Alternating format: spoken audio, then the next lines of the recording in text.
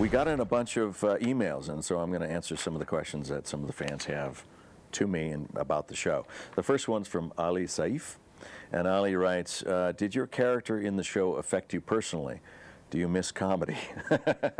Yeah, the character of Walt in Breaking Bad is he's so under pressure constantly.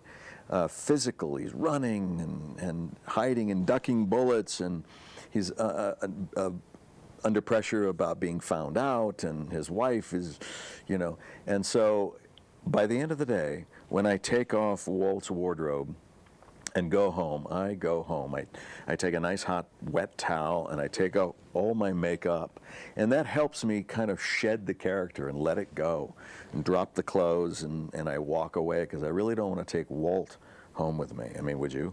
There's no last name on Jonathan, but Jonathan writes, you were obviously presented with the difficult task of portraying a mundane high school chemistry teacher and a total badass.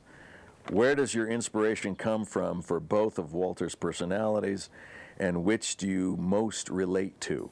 You know, what I've learned about people in this is that given the right set of circumstances, even the meekest person, the most milquetoast person, can be dangerous. And you see that in the animal world all the time. A seemingly harmless animal, when cornered, comes out fighting. And that's kind of what Walt is involved in. He's fighting for his family's health. And so he's got nothing to lose, and he knows he's going to be dead in 2 years anyway, so you might as well go for it. Are there times when you are out shooting, when you unintentionally find yourself in the mindset of Walter? I don't have my glasses on, so when I'm not shooting, I become Bryan. I usually try to not be so out there. I usually wear hats and kind of downplay it. And I'm so used to that because as an actor, our job is to observe.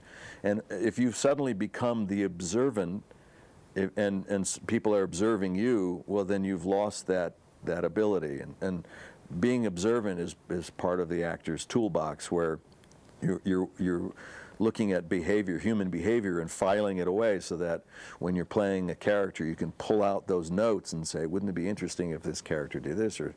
And so I like to observe people when they're not noticing. In fact, I'll go to a coffee shop or something, and if people are arguing, I'll get like a newspaper and I'll just watch them over the newspaper so I witness their behavior.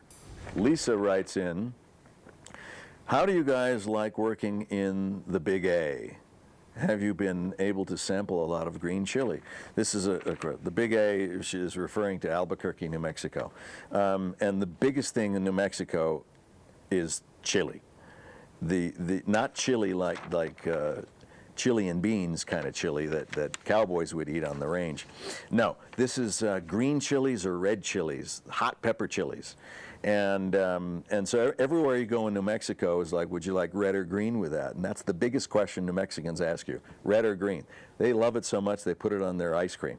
And I'm not joking. And if you really want to, act like a local in New Mexico, when someone asks you at a restaurant, you want red or green, you just say, Christmas, and they'll bring you both.